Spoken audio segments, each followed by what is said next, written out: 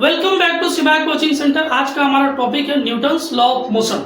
Newton ने अपने book Principia में ये लॉ ऑफ मोशन के बारे में बताया है।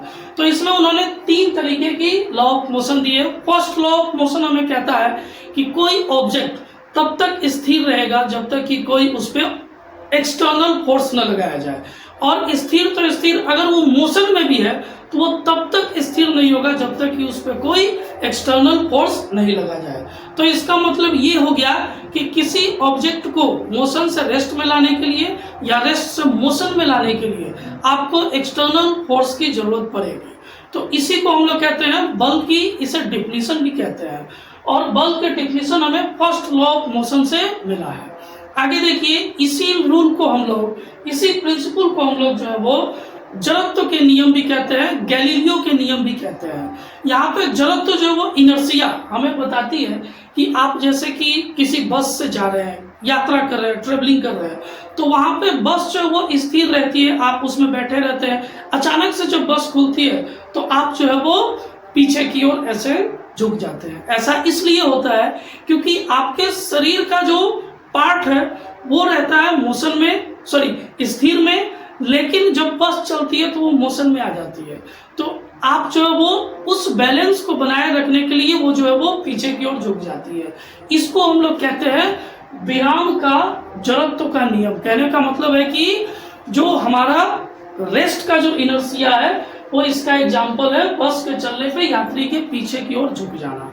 आगे जो है वो, जब एक गतिमान बस चलते हुए जब अचानक रुकती है तो वहां पे यात्री जो है वो आगे की ओर झुक जाती है। यहाँ पे कंडीशन ये होता है कि आपके जो शरीर का पार्ट है वो मोशन में होता है, लेकिन बस जो वो अचानक से रुक जाती है तो रेस्ट में चली जाती है। तो उसको बैलेंस बनाए रखने के लिए आगे की ओर हम लोग झुक जाते हैं। इसको कहते हैं इनर्शिया ऑफ मोशन, यानी कि गति के जड़त्व इसको कहते हैं।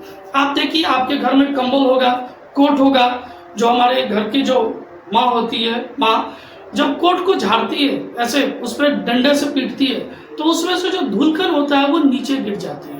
वो वहां पे भी जो इनर्शिया है वो रेस्ट का एग्जाम्पल है, यानी कि विराम का जड़त्व का ये एग्जाम्पल है।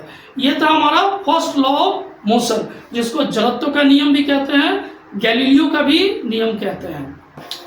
अब आते हैं सेकेंड लॉ ऑफ मोशन। इसको हम लोग कहते हैं कि जो हमारा मोमेंटम होता है, मोमेंटम कहते हैं कि संवेग P इक्वल टू mv, यानी कि the product of mass and velocity is called momentum. जो मोमेंटम में परिवर्तन होता है, चेंज होता है, the rate of change in momentum is directly proportional to force, यानी कि वो बल के बराबर होते हैं।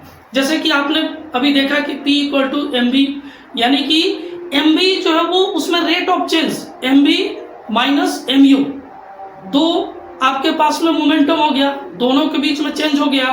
चेंज को हम लोग यही कहते हैं mv माइनस mu, और यही जो चेंज है वो फोर्स के इक्वल टू होता है। तो आप यहाँ पे देख सकते हैं P equal to mv F proportional to rate of change in momentum mv minus mu।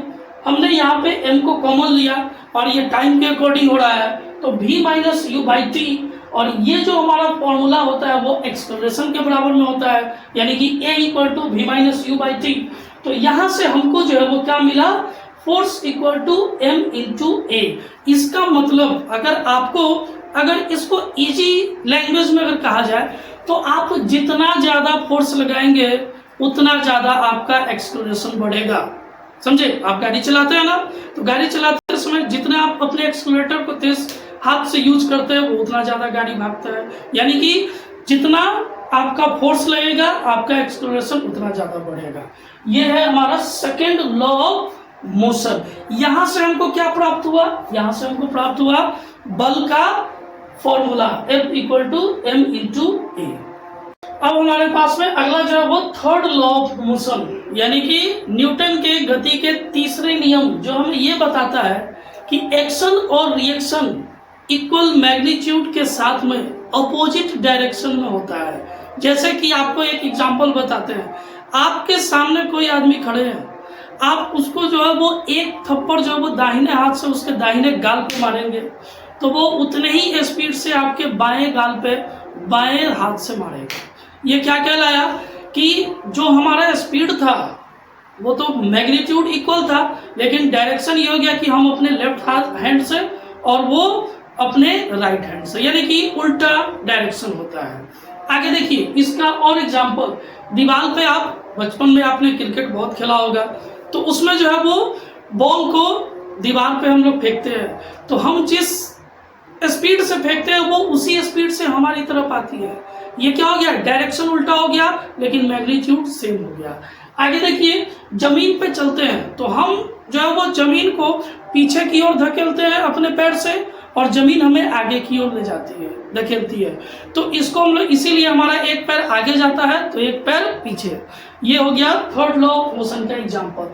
चौथा जो एग्जांपल है वो है बंदूक से गोली का चलना। जैसे कि एक जो बंदूक चलाने वाले होते हैं वो अपने कांधे पर रख करके जब बंदूक चलाते हैं तो उसमें से जो गोली है वो सामने की ओर जाती है, लेकिन जो झटका है वो पीछे की ओर लगता है, जिसको रिकॉइल कहते हैं।